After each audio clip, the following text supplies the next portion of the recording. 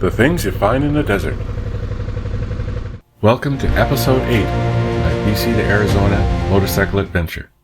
From Sawmill Flats in the Tonto National Forest, I head for the Roosevelt Dam and Tortilla Flats before discovering a road closure and heading back towards Miami. From here it's mostly south to Mammoth, and I skirt Mount Lemmon, discover Biosphere 2, where I spend some time. Then I try to avoid Tucson on my way to Willow Canyon, and I finally spend the night at the Molino Basin campground. Okay, it's just about 8 o'clock in the morning. Just left my campsite and turned around the bend, and then there was paved road, and then turned around another bend, and this view. Isn't that great? I had a fun campsite. Casey and one other family showed up. There were a couple of young kids, but they weren't very loud. Didn't stay up too late, and I slept well. But it was cold. It's supposed to be 42 Fahrenheit. That's, I don't know, under 5 degrees Celsius, I guess. And I was bundled up and everything, and I was just warm enough. So it all worked out. I had a lot of fun, and now we're on the road. This was a beautiful stretch of road coming out of the high mountains, cliffside views overlooking other mountains, valleys, lots of scenic views because the trees are no longer blocking the trail side. It's just great, lots of twisty turns, and best of all, because you were coming from a dirt road, very little traffic comes up here. It's mostly just campers, hunters, walkers, those types of things. No big trucks coming this way, so you can really just enjoy the road. In the distance you can see Theodore Roosevelt Lake.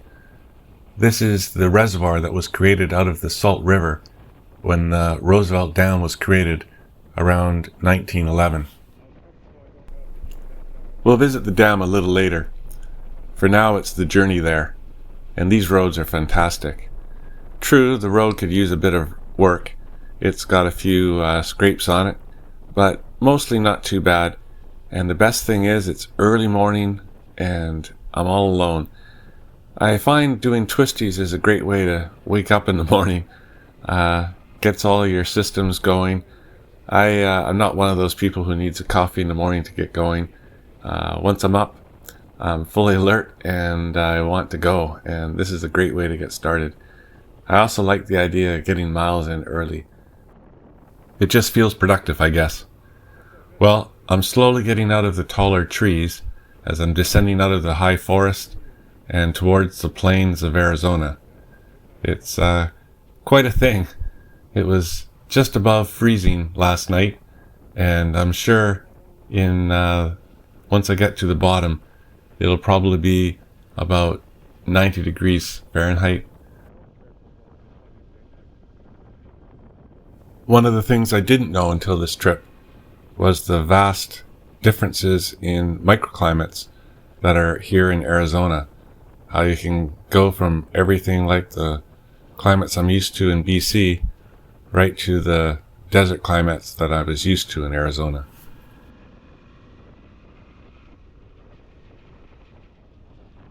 As we descend, tell me this isn't beautiful. Just absolutely gorgeous countryside. And just ahead of me, they're a little hard to see, but there's two white blocks out there. Those are campers, RVs. They're out there doing dispersed camping. There's little tiny dirt roads heading out there, and they've parked themselves with these absolutely fantastic views. It's getting warmer now, and if you look in the valley to the left of me around this corner, you'll see the first of the saguaro cactus. There they are. These can get up to 40 feet tall, and they're actually quite heavy with all the water stored within them. And we're really getting a good view of the Theodore Roosevelt Lake. It's getting closer all the time.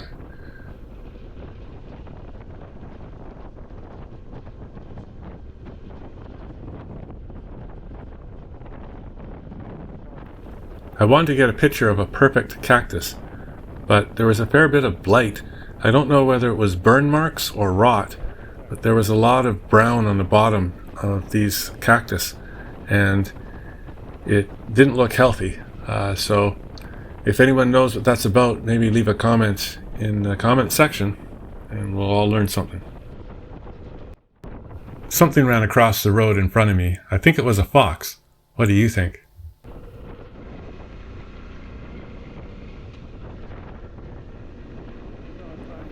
And here it is, the Theodore Roosevelt Dam.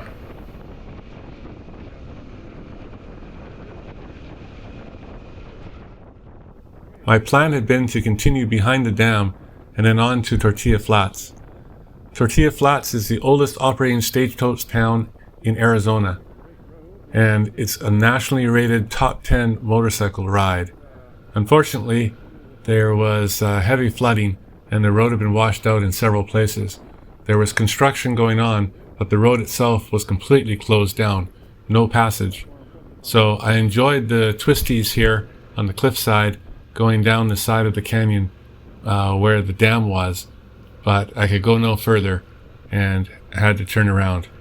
Definitely worth the side trip, but I really wished I'd had a chance to carry on. Well, you can't go everywhere you want on one trip. It's one of the things you need to know. Sometimes you have to turn around and go a different way. Train crossing.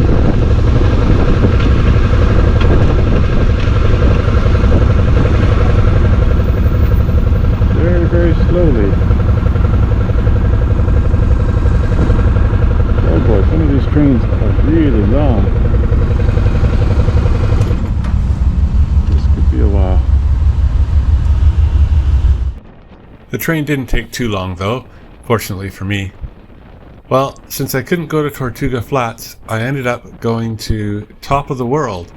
I pulled out Google Maps and saw a spot called Top of the World on Highway 60 and figured, oh heck, let's try it out. That's a good note for you, people out there. If you have a small town and you want to attract people, come up with an innovative name.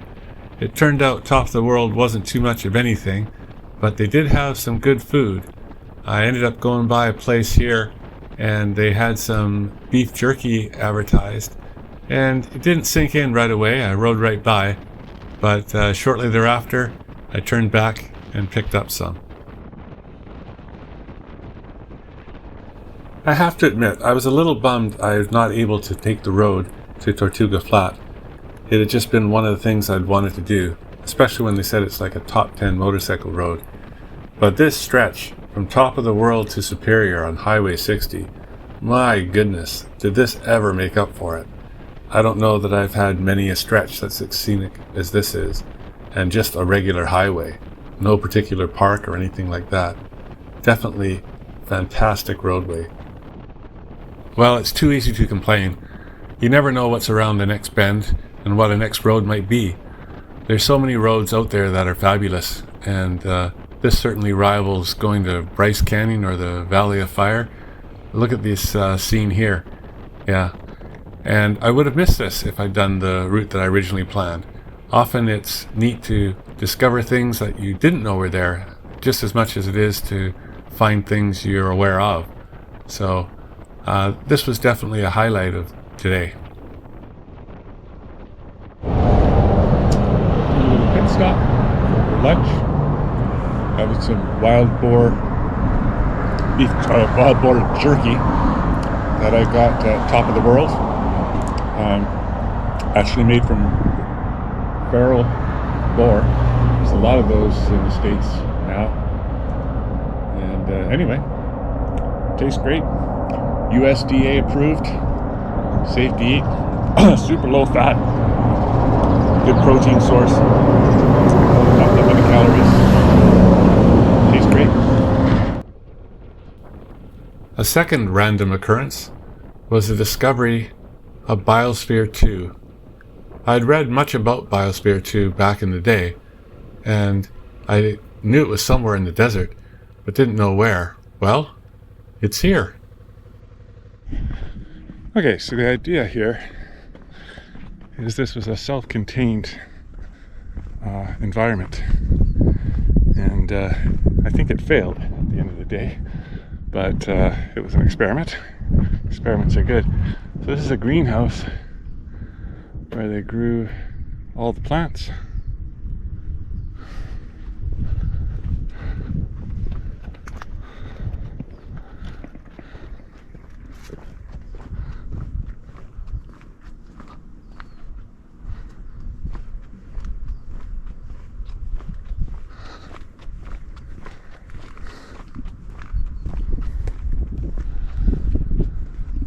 And that was where they lived. So a bunch of scientists lived here for a while, and the idea was to see if you could live in an enclosed place. So like if you're trying to go to the moon or to Mars, could we do it?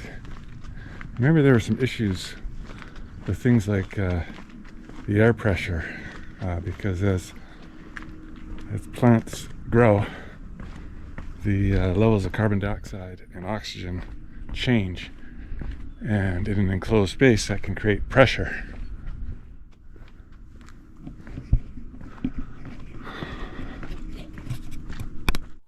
Biosphere 2 did fail, and it's a fascinating story. I recommend you come and investigate yourself. For now, I'm onward towards Tucson. For my third random encounter of the day, as I tried to avoid downtown Tucson and all the traffic, on my way to Willow Canyon and some excellent motorcycle riding, I ended up out in Westward Look Drive, and I thought, gee, that sounds familiar.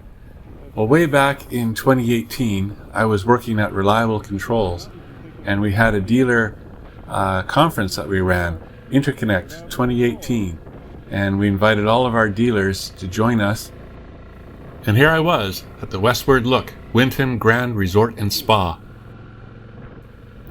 I spent nearly a week here. This was my only other time in Tucson. It was super, super hot, and mostly I was in the resort because we were putting on a convention and a show for all of our dealers. It was a very successful event, and I got to meet so many people. It was a wonderful experience.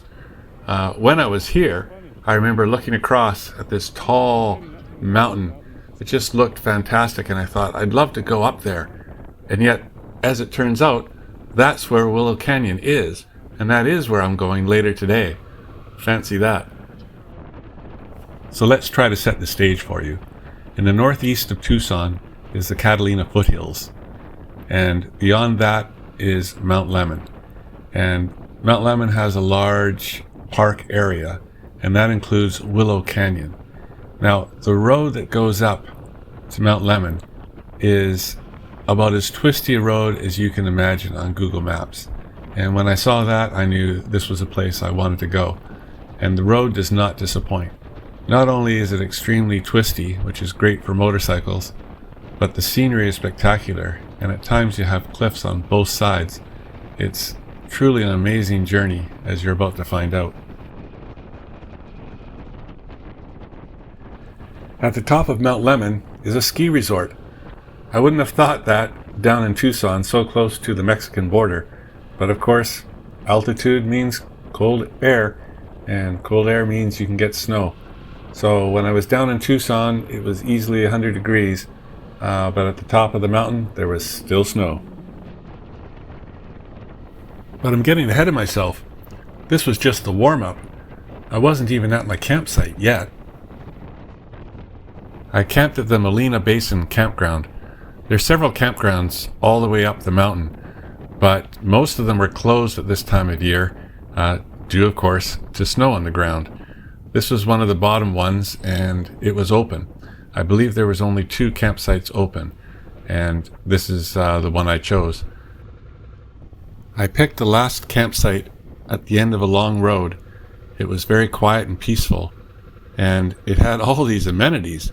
I mean, I had a bear shelter, I had the picnic table, I had a rain cover or a sun cover, and I had a large flat area to put my tent. More than I could ever ask for, really, for one-person motorcycle camping. One of the other uses of this particular campsite is it's on a stage of the Arizona Trail. The Arizona Trail is a huge hiking trail that takes you right across Arizona. And The Willow Canyon, as well as being a great motorcycle road, is part of this Arizona trail adventure. Well, I'd found my campsite, but there was still plenty of time left in the day, and I really wanted to take the Willow Canyon road up to the top where the ski resort is, and really see what this windy, twisty road was going to be like.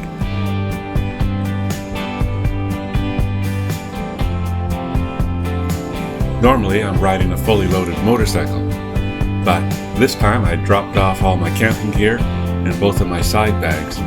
So I was riding a motorcycle, maybe the way this motorcycle was intended to be ridden. It sure made it feel lighter and very easy to flick through the corners.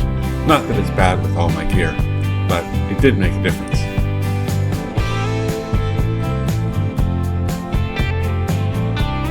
The roads did not disappoint. Everywhere I looked was spectacular. Either jutting rocks, cliffside views, blue sky, all with twisty, twisty roads.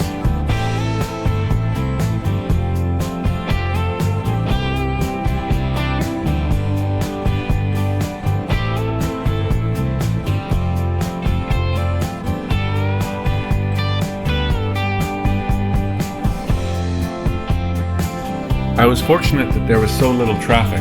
I know being this close to Tucson and this spectacular scenery, this road gets a lot of people on it at times. I picked a good time of the year, I guess, and also a good time of the day. There was certainly traffic, but nothing to complain about. It was spectacular.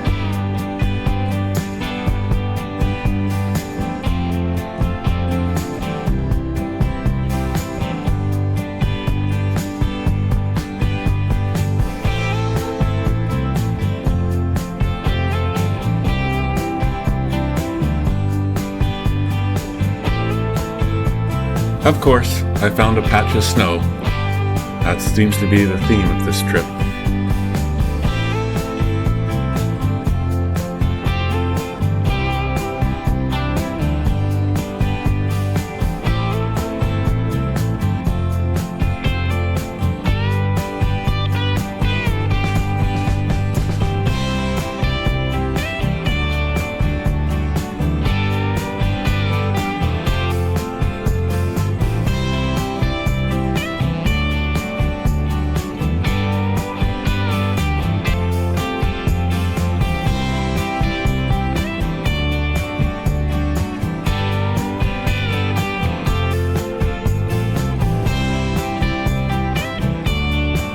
The mountain range was quite long and narrow, and it created the point where we were actually riding on the top of the ridge.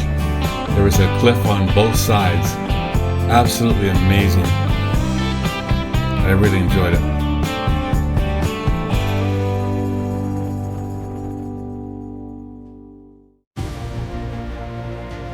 Hey, I hope you liked the video. If you did, hit the like button, leave a comment, and don't forget to subscribe. I'll see you next ride.